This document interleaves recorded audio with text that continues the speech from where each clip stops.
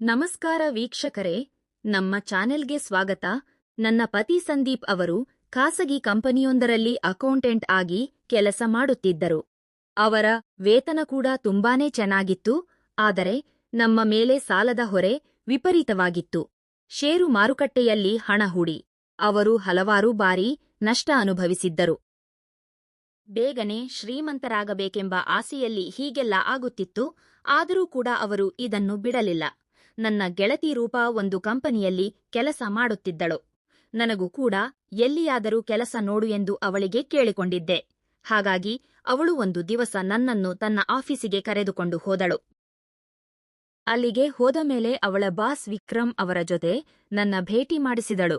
ವಿಕ್ರಮ್ ತುಂಬಾನೇ ಒಳ್ಳೆಯವರು, ನಿನಗೆ ಖಂಡಿತ ಸಹಾಯ ಮಾಡುತ್ತಾರೆ ಅಂತ ಅವಳು ಹೇಳಿದಳು. ನಾನು ವಿಕ್ರಮ್ ಅವರ ಹತ್ತಿರ ಹೋಗಿ, ಸರ್, ನಾನು ತುಂಬಾನೇ ಕಷ್ಟದಲ್ಲಿದ್ದೀನಿ, ಹೇಗಾದರೂ ನನಗೆ ಯಾವುದಾದರೂ ಕೆಲಸ ಕೊಡಿಸಿ ಎಂದು ಕೇಳಿಕೊಂಡೆ. ನನ್ನ ಕಣ್ಣಿನಿಂದ ನೀರು ಜಾರಿ ಹೋಗುತ್ತಿತ್ತು. ನನ್ನ ಸೌಂದರ್ಯವನ್ನು ನೋಡಿದ ವಿಕ್ರಮ್ ಮರುಳಾಗಿ ಬಿಟ್ಟರು. ಸರಿಯಾಯಿತು, ನೀವು ನಿಮ್ಮ ಫೋನ್ ಸಂಖ್ಯೆಯನ್ನು ನೀಡಿ. ಯಾವುದಾದರೂ ಉದ್ಯೋಗದ ಅವಕಾಶವಿದ್ದರೆ ನಾನು ನಿಮಗೆ ಖಂಡಿತ ಕರೆ ಮಾಡುತ್ತೇನೆ ಎಂದರು. ನಾನು ಅವರ ಜೊತೆ ಚೆನ್ನಾಗಿ ಮಾತನಾಡಿ ನಂಬರ್ ಕೊಟ್ಟು ಮನೆಗೆ ಬಂದೆ. ಒಂದು ವಾರದ ನಂತರ ವಿಕ್ರಮ್ ಅವರು ರೂಪಾಳ ಹತ್ತಿರ ನನ್ನ ಮನೆಯ ವಿಳಾಸ ಕೇಳಿ ನೇರವಾಗಿ ಮನೆಗೆ ಬಂದರು. ನಾನು ಅವರನ್ನು ಮನೆಯೊಳಗೆ ಕರೆದು ನನ್ನ ಪತಿ ಸಂದೀಪ್, ಅತ್ತೆ ಹಾಗೂ ಮಗ ಅನ್ವಿತ್ ಜೊತೆಗೆ ಭೇಟಿ ಮಾಡಿಸಿದೆ. ವಿಕ್ರಮ್ ಅವರು, ನಿಮಗೊಂದು ಶುಭ ಸುದ್ದಿಯಿದೆ ಎಂದು ಹೇಳಿದರು. ಆಫೀಸಿನಲ್ಲಿ ಒಂದು ಹುದ್ದೆ ಖಾಲಿಯಿದೆ, ನೀವು ಆ ಕೆಲಸ ಮಾಡಬಹುದು ಎಂದು ಅವರು ಹೇಳಿದರು. ಇದನ್ನು ಕೇಳಿದ ಮನೆಯವರೆಲ್ಲರೂ ತುಂಬಾನೇ ಖುಷಿಪಟ್ಟರು. ನನ್ನ ಮನೆಯ ಸ್ಥಿತಿಯನ್ನು ಕಂಡು ವಿಕ್ರಮ್ ಅವರಿಗೆ ನಮ್ಮ ಪರಿಸ್ಥಿತಿ ಅರ್ಥವಾಯಿತು.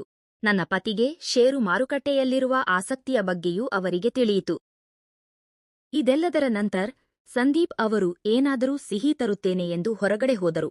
ನಂತರ ವಿಕ್ರಮ್ ಅವರು ನನ್ನನ್ನು ಎದುರುಗಡೆ ಕೂರಿಸಿಕೊಂಡು ತುಂಬಾನೇ ಆತ್ಮೀಯವಾಗಿ ಮಾತನಾಡುತ್ತಿದ್ದರು. ನಾನು ಅವರಿಗೆ, ತುಂಬಾ ಧನ್ಯವಾದಗಳು ಸರ್, ಈ ಕೆಲಸ ಕೊಟ್ಟಿದ್ದಕ್ಕಾಗಿ ನನ್ನ ಮಗನ ಶಾಲೆಯ ಶುಲ್ಕವನ್ನು ನಾನು ಪಾವತಿಸಬಲ್ಲೆ ಎಂದು ಅಳುತ್ತಾ ಕೃತಜ್ಞತೆ ಸಲ್ಲಿಸಿದೆ. ವಿಕ್ರಮ್ ಅವರು ನನ್ನ ಕಣ್ಣಲ್ಲಿ ನೀರನ್ನು ಕಂಡು, ಪ್ರೀತಿ, ದಯವಿಟ್ಟು ಅಳಬೇಡಿ. ನೀವು ಈ ರೀತಿ ಪದೇ ಪದೇ ಧನ್ಯವಾದ ಹೇಳಿದರೆ ನಾನು ಇಲ್ಲಿಂದ ಹೊರಟು ಹೋಗುತ್ತೇನೆ ಎಂದರು. ವಿಕ್ರಮ್ ಅವರಿಗೆ ನನ್ನ ಕಣ್ಣುಗಳಲ್ಲಿ ಅವರ ಬಗ್ಗೆ ಇದ್ದ ಗೌರವ ಸ್ಪಷ್ಟವಾಗಿ ಕಾಣುತ್ತಿತ್ತು. ಸರಿ ಸರ್, ಇನ್ನೊಮ್ಮೆ ಧನ್ಯವಾದ ಹೇಳುವುದಿಲ್ಲ ಎಂದೆ. ನಾನು ಅಲ್ಲಿಂದ ಅಡುಗೆ ಮನೆಗೆ ಹೋದೆ. ಅಷ್ಟರಲ್ಲಿ ನನ್ನ ಪತಿ ಸಂದೀಪ್ ಸ್ವಲ್ಪ ಸಿಹಿ ಮತ್ತು ಸಂಜೆಯ ತಿಂಡಿ ತೆಗೆದುಕೊಂಡು ಬಂದಿದ್ದರು. ನಾನು ಸಹ ಟೀ ಸಿದ್ಧಪಡಿಸಿ ಎಲ್ಲರೂ ಹಜಾರದಲ್ಲಿ ಕುಳಿತುಕೊಂಡು ಸೇವಿಸಿದೆವು. ಇದೆಲ್ಲ ಆದ ಮೇಲೆ ವಿಕ್ರಮ್ ಅವರು ಹೊರಡಲು ಅನುವಾದಾಗ, ಸಂಜೆಯಾಗಿದೆ, ಊಟ ಮಾಡಿಕೊಂಡೇ ಹೋಗಿ ಎಂದೆ. ನನ್ನ ವಿನಂತಿಗೆ ಒಪ್ಪಿದ ಅವರು ರಾತ್ರಿ ನಮ್ಮ ಮನೆಯಲ್ಲೇ ಊಟ ಮಾಡಿದರು. ಅಂದಿನಿಂದ ವಿಕ್ರಮ್ ನಮ್ಮ ಮನೆಗೆ ಆಗಾಗ ಬರುತ್ತಿದ್ದರು. ಮಗ ಅನ್ವಿತ್ನ ಜನ್ಮದಿನ ಹಾಗೂ ಹಬ್ಬದ ಸಂದರ್ಭಗಳಲ್ಲಿ ನಾನು ಅವರನ್ನು ಊಟಕ್ಕೆ ಆಮಂತ್ರಿಸುತ್ತಿದ್ದೆ.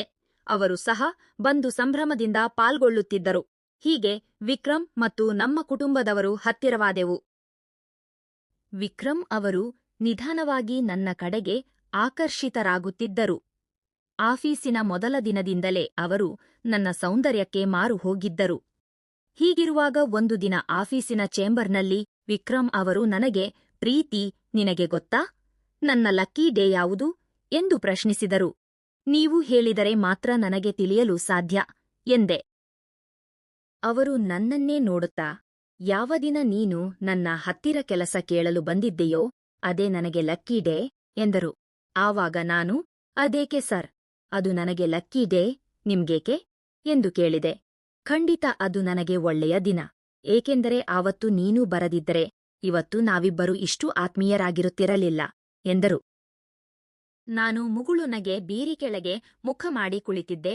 ಆಗ ಅವರು ನನ್ನ ಹತ್ತಿರ ಬಂದು ಕೈ ಹಿಡಿದು, ನಿನಗೆ ಏನೇ ಹೇಳಬೇಕಿದ್ದರೂ ನಿಮ್ಮವರು ಎಂದು ಭಾವಿಸಿ ಹೇಳು, ನಾನು ಯಾವಾಗ ಬೇಕಾದರೂ ನಿನಗೆ ಸಹಾಯ ಮಾಡಲು ಸಿದ್ಧ ಎಂದರು.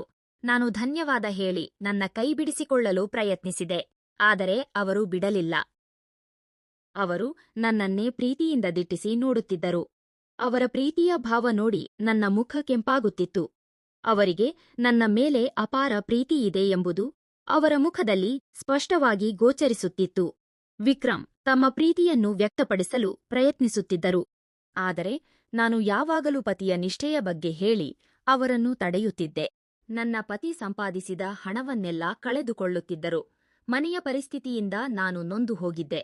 ಆದರೆ ಏನು ಮಾಡಲು ಸಾಧ್ಯ? ಇದೆಲ್ಲವನ್ನೂ ವಿಕ್ರಮ್ ಮುಂದೆ ಹೇಳಿ ಅಳುತ್ತಿದ್ದೆ. ಅವರು ಸಮಾಧಾನ ಮಾಡಿ ನನ್ನನ್ನು ನಗಿಸುತ್ತಿದ್ದರು. ಹೀಗೆ ದಿನಗಳು ಕಳೆಯುತ್ತಿರುವಾಗ ನನ್ನ ಜನ್ಮದಿನದ ಹಿಂದಿನ ವಿಕ್ರಮ್ ಅವರ ಮನೆಗೆ ಬರುವಂತೆ ಹಠ ಮಾಡಿದರು. ನೀವು ಬರದಿದ್ದರೆ ನಾನು ಕೋಪಿಸಿಕೊಳ್ಳುತ್ತೇನೆ ಎಂದರೂ ಅವರ ಹಠಕ್ಕೆ ಮಣಿದು ನಾನು ಅವರ ಕಾರಿನಲ್ಲಿ ಕುಳಿತು ಮನೆಗೆ ಹೋದೆ. ಅವರ ಮನೆಯಲ್ಲಿ ನನಗೋಸ್ಕರ ರುಚಿಯಾದ ಅಡುಗೆ ಮಾಡಿಸಿದ್ದರು. ಹಾಗೆಯೇ ನನಗೆ ಒಂದು ದುಬಾರಿ ಸೀರೆಯನ್ನು ಉಡುಗೊರೆಯಾಗಿ ನೀಡಿದರು. ಪ್ರೀತಿ, ಪ್ಲೀಸ್ ಈ ಸೀರೆ ಧರಿಸಿ, ಬಾ, ನಿನಗೋಸ್ಕರ ತಂದಿದ್ದೇನೆ ಎಂದರು. ನಾನು ಬೆಡ್ರೂಮಿಗೆ ಹೋಗಿ ಆ ಸೀರೆಯನ್ನು ಧರಿಸಿದೆ. ಆ ಸೀರೆ ಸ್ವಲ್ಪ ಪಾರದರ್ಶಕವಾಗಿದ್ದು ನನ್ನ ಸೌಂದರ್ಯವನ್ನು ಹೆಚ್ಚಿಸಿತ್ತು. ನನ್ನನ್ನು ಕಂಡು ವಿಕ್ರಮ್ ಸ್ತಬ್ಧರಾದರು.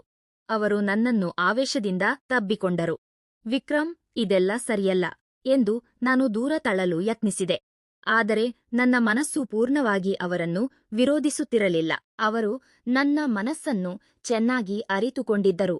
ಅವರು ನನ್ನ ಹೆಗಲಿಗೆ ಮುತ್ತಿಕ್ಕಿದರು. ಅವರ ಬಿಸಿ ಉಸಿರಾಟ ನನಗೆ ತಾಗುತ್ತಿತ್ತು.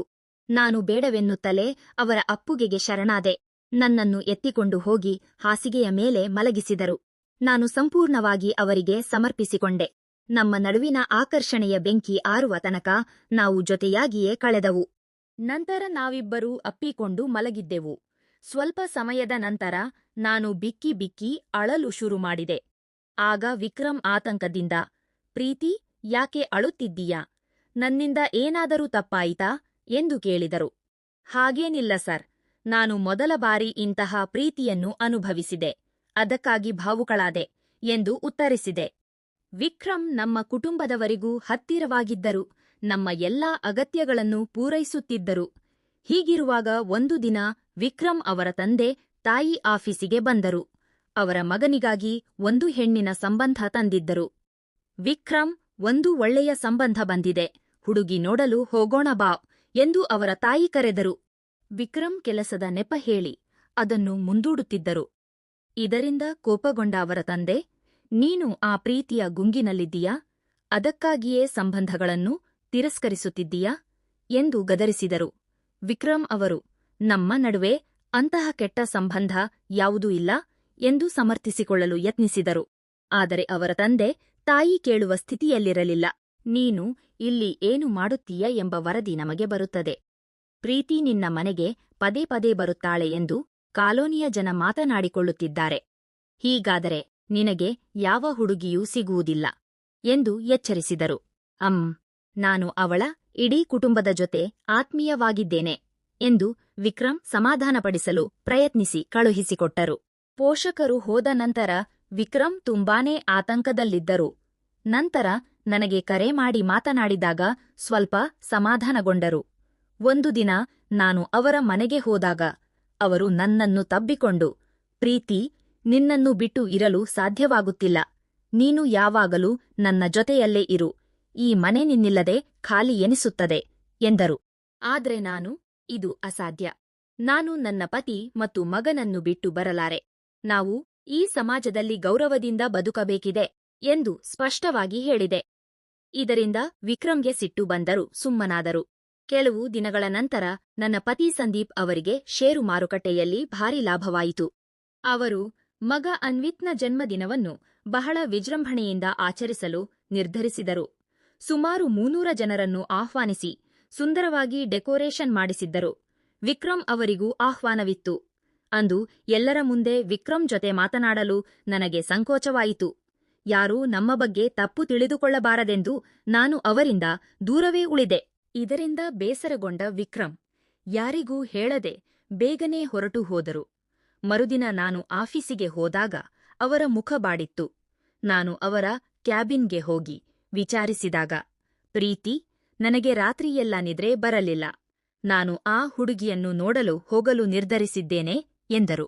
ನಾನು ಆಶ್ಚರ್ಯದಿಂದ ನೋಡಿದಾಗ ಅವರು ತಮ್ಮ ನಿರ್ಧಾರವನ್ನು ವಿವರಿಸಿದರು. ನಿನ್ನೆ ಪಾರ್ಟಿಯಲ್ಲಿ ನನಗೆ ಅರಿವಾಯಿತು, ನೀನು ಎಂದಿಗೂ ಪೂರ್ಣವಾಗಿ ನನ್ನವಳಾಗಲು ಸಾಧ್ಯವಿಲ್ಲ. ನಿನ್ನ ಹೆಸರಿನ ಹಿಂದೆ ಸಂದೀಪ್ ಹೆಸರೇ ಇರುತ್ತದೆ. ನನಗೆ ಕೇವಲ ಒಂದು ರಾತ್ರಿಯ ಸಾಂಗತ್ಯ ಬೇಡ, ಜೀವನಪೂರ್ತಿ ಜೊತೆಗಿರುವ ಹೆಂಡತಿ ಬೇಕು. ಹಾಗಾಗಿ ನಾನು ಮದುವೆಯಾಗಲು ನಿರ್ಧರಿಸಿದ್ದೇನೆ ಎಂದರು. ಆ ಮಾತು ಕೇಳಿ ನನ್ನ ಕಣ್ಣಲ್ಲಿ ನೀರು ತುಂಬಿತು. ಹಾಗಾದರೆ ನೀವು ನನ್ನನ್ನು ಮರೆತು ಬಿಡುತ್ತೀರಾ ಎಂದು ಕೇಳಿದೆ.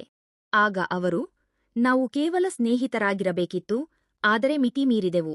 ಈಗ ನಾನು ಬರುವ ಹೆಂಡತಿಗೆ ಮೋಸ ಮಾಡಲು ಇಷ್ಟಪಡುವುದಿಲ್ಲ ಎಂದರು. ಅವರ ಪ್ರಾಮಾಣಿಕತೆಗೆ ನಾನು ಬೆರಗಾದೆ. ನೀವು ಹೇಳಿದ್ದು ಸತ್ಯ ಸರ್, ನೀವು ನಿಜಕ್ಕೂ ಒಳ್ಳೆಯ ವ್ಯಕ್ತಿ ಎಂದು ಅಳುತ್ತಾ ಹೇಳಿದೆ. ಇಲ್ಲಿಯವರೆಗೆ ನಡೆದಿದ್ದನ್ನೆಲ್ಲ ಮರೆತು ಹೊಸ ಜೀವನ ಆರಂಭಿಸೋಣ, ಆಲ್ ದಿ ಬೆಸ್ಟ್ ಎಂದು ಹೇಳಿ ಅಲ್ಲಿಂದ ಹೊರಬಂದೆ. ವಿಕ್ರಮ್ ಕೂಡ ಎಲ್ಲವನ್ನೂ ಮರೆತು ಸುಂದರವಾದ ಹುಡುಗಿಯನ್ನು ಮದುವೆಯಾಗಿ ಸುಖವಾಗಿದ್ದಾರೆ. ವೀಕ್ಷಕರೇ, ನಿಮಗೆ ಈ ಕಥೆ ಇಷ್ಟವಾದಲ್ಲಿ ಲೈಕ್ ಮಾಡಿ, ಶೇರ್ ಮಾಡಿ ಹಾಗೂ ಸಬ್ಸ್ಕ್ರೈಬ್ ಮಾಡಿ. ಧನ್ಯವಾದಗಳು.